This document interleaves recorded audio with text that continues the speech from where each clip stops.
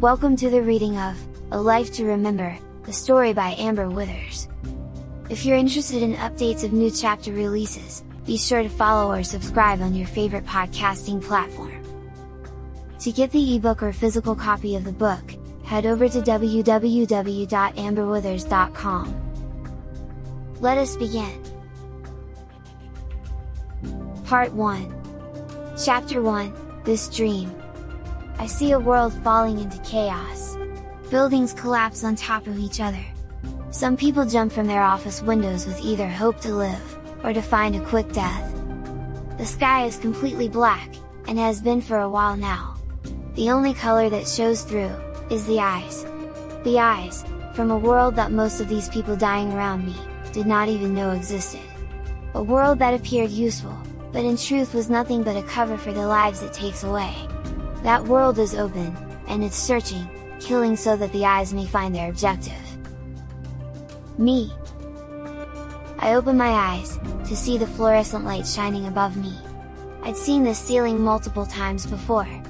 I know it very well, right down to the small cracks. The hard bed creaks as I sit up.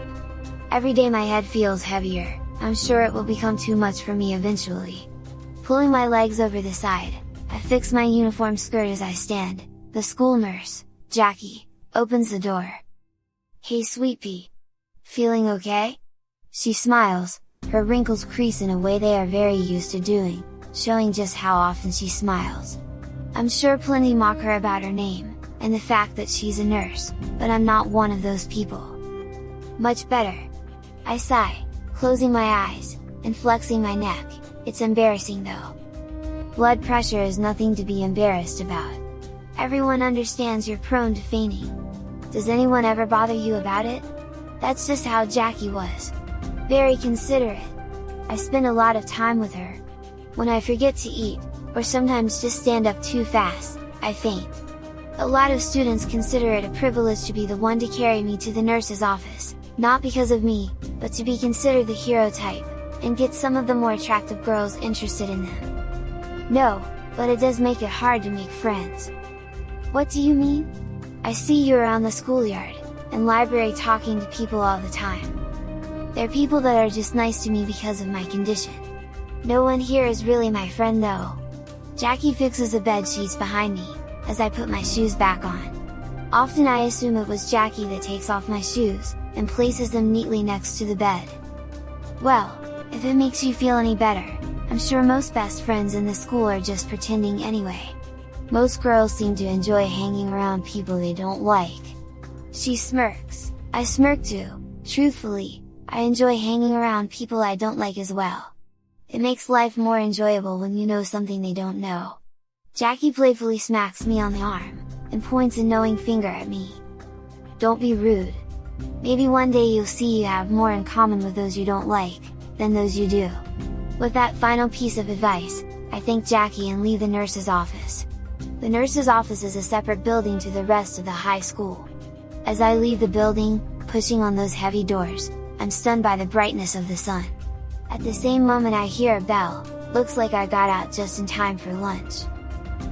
With a huge sigh, I take off in the direction of my last class, knowing no one would have taken my belongings.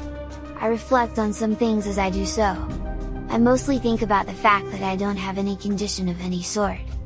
I have many weaknesses, but blood pressure isn't one of them. It's just my excuse, since there isn't any other one to explain why I faint. I have seen a doctor, but they couldn't find anything distinguishable, so they just told me to get better rest, and eat well. I get a lot of sleep, and I'm not starving myself. Whatever the reason, I'm just glad I was able to come up with the excuse of blood pressure, before other rumors began to circulate. It's high school. Shit likes to hit the fan. With a huge sigh, I take off in the direction of my last class, knowing no one would have taken my belongings. I reflect on some things as I do so. I mostly think about the fact that I don't have any condition of any sort. I have many weaknesses, but blood pressure isn't one of them. It's just my excuse, since there isn't any other one to explain why I faint. I have seen a doctor, but they couldn't find anything distinguishable, so they just told me to get better rest, and eat well. I get a lot of sleep, and I'm not starving myself. Whatever the reason, I'm just glad I was able to come up with the excuse of blood pressure, before other rumors began to circulate. It's high school. Shit likes to hit the fan. As I walk up a flight of stairs into the still open classroom, I pick up my books, and pens, so that I can take them to my locker. I look out the second-story window as a bird lands on the ledge. It would be amazing to fly. Flying away from problems, just seems a better way to live. The freedom that comes with those wings, it's unimaginable. I do have a condition, but it's not one I can explain. I like to think of it as forced, precognitive, dreamy. I faint at random times, and dream about something that'll eventually happen. For some reason, I know details, but I won't actually understand them. To be honest, it frightens me. Though this time, I feel lucky. What I saw can't possibly come true. The coming apocalypse, with eyes opening all over the sky? Not likely. I've previously dreamt of upcoming school pregnancies, the murder that occurred across the road to my home a couple months ago, but I like to merely think of those as expected coincidences.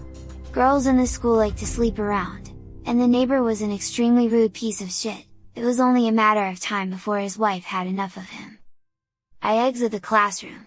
There isn't a single soul on the second floor during lunchtime. The school is like ordering steak for your evening meal.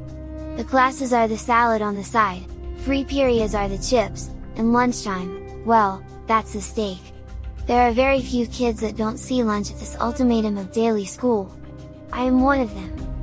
My locker is at the other end of this very hall, but the long walk there makes me question just how lazy I must feel today. I don't have a problem mountain climbing for hours at a time, but this task of a short walk, suddenly seems like too much. Perhaps it's because when I'm out in the open, out of self-service, those are the only moments where it doesn't feel like something will come crashing down on me. I just stand there outside my English classroom. Laughing at myself, I close my eyes. For some reason, I hear those people screaming, and falling from those buildings. It makes me feel horrible, for no reason. I shake my head, what on earth am I thinking? I open my eyes, and look down the hall again. It doesn't look as long this time. Just lined with hundreds of lockers on my right, and open windows that see the top of the trees outside. The brightness of the sun makes the pale green walls look near white. I never look up though. I know looking up is the quickest way to feel sick. Boys in the school aren't very mature. Bunch of rich freaks that decide seeing which one of them can spit their chewing gum on the ceiling and have it stick there, is more important than a good report card. Sighing aloud, I realize they don't need good report cards. The money, and companies, their parents own, as well as scholarships they get for playing football is all they need for their set futures. That alone makes me sick. Slowly, but surely, I reach my locker and put my books away. I don't grab anything to eat, I'm not even sure I want to go back downstairs. My life isn't what it used to be. The friends that I did have, either gone to a different school or have dropped school completely. I'm not someone who uses the internet very much, so we don't stay in contact that way, and they barely text me back anymore. When I think about the people at the school, I don't see many friendship potentials. Perhaps casual conversation ones, but what would be the point? This is my final year of school. Is there even a point to creating bonds now? I see the buildings collapsing again. Now I really have a headache. This concludes Chapter 1, to continue the story please tune into Chapter 2, A New World. I hope you will join us again soon.